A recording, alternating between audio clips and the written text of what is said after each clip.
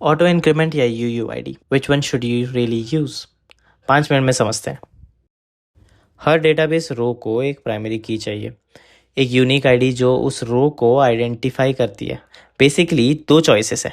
पहला, डेटाबेस को गिनती करने दो 1 2 3 ऑटो इंक्रीमेंट।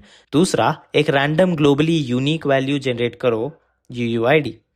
देखने में सेम लगते हैं, लेकिन लोड में, क्लाउड में और अटैक के टाइम दोनों बिल्कुल ही अलग बिहेव करते हैं। चलो पूरी बात समझते हैं। पहले ऑटो इंक्रीमेंट। जब आप एक रो इंसर्ट करते हो और आईडी ब्लैंक छोड़ देते हो, डेटाबेस खुद उसे भर देता है अगला नंबर लाइन में।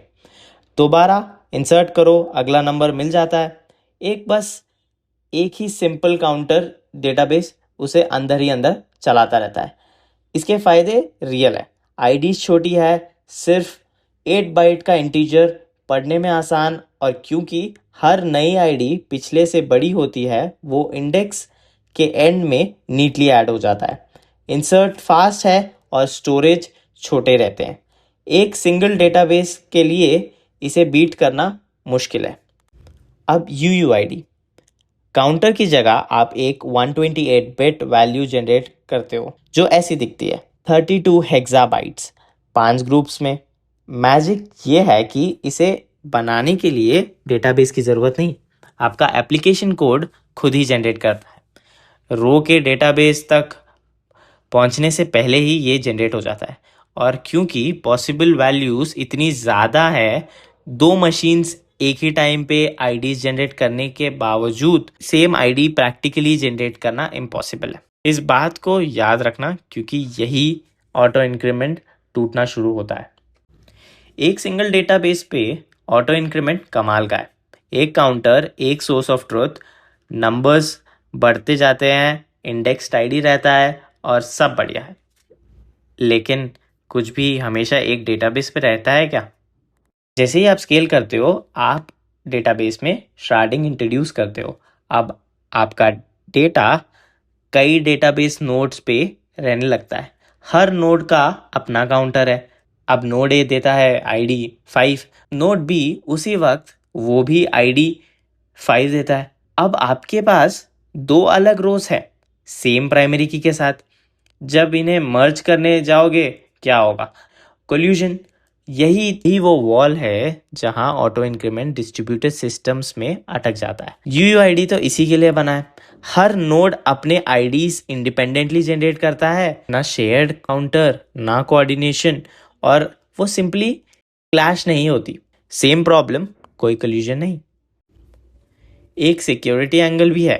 अगर आपकी ऑर्डर आईडी URL में है और वो सिर्फ एक नंबर है, तो कोई भी ऑर्डर /1001 को 1002 बना के अलग ऑर्डर देख सकता है। और इससे बुरा, अगर आज की आईडी 5000 है और पिछले महीने की 4000 है, तो मुझे पता चल जाएगा कि आप रफली कितने ऑर्डर प्रोसेस करते हो। सिक्वेंशियल आईडीज इंफॉर्मेशन लीक करती है।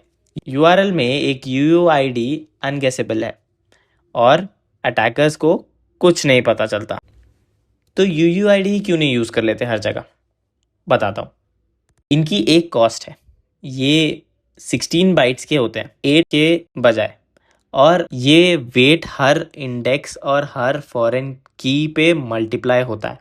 और क्लासिक रैंडम UUID वर्जन 4 का एक नेस्टी साइड इफेक्ट है, क्योंकि वैल्यूज रैंडम है, नई रोज इंडेक्स में हर जगह बिखर जाते हैं एंड में ऐड होने की जगह। इस पे आपका इंडेक्स फ्रैगमेंट होता है और इंसर्ट स्लो हो जाते हैं। सालों तक यही ट्रेड ऑफ था, पर फिर आया UUID वर्जन 7। ये टाइम स्टैम्प को अलग रखता है और रैंडमनेस को पीछे। तो ये ग्लोबली यूनिक है UUID की तरह, लेकिन टाइमली ऑर्डर पे इंक्रीमेंट करता है, just like auto increment. Cheat sheet. Auto increment चुनो जब एक सिंगल डेटाबेस हो, आईडीज इंटरनल रहनी चाहिए और आपको सबसे छोटी सिंपल की चाहिए। UUID तब चुनो जब आपका सिस्टम डिस्ट्रीब्यूटेड हो या स्ट्रैटेड हो, जब आईडीज पब्लिकली एक्सपोज हो, या जब आपको डेटाबेस से बात करने से पहले आईडी जनरेट करनी हो। और अगर कुछ नया स्टार्ट कर रहे हो और पता नहीं कहाँ से शुरू करना है, तो डिफ़ॉल्ट UUID वर्जन 7 पे जाओ। ये था ऑटो इंक्रीमेंट वर्सेस UUID। अगर ये समझ आया तो सब्सक्राइब करो। अगला video authorisation versus authentication. So stay tuned and subscribe.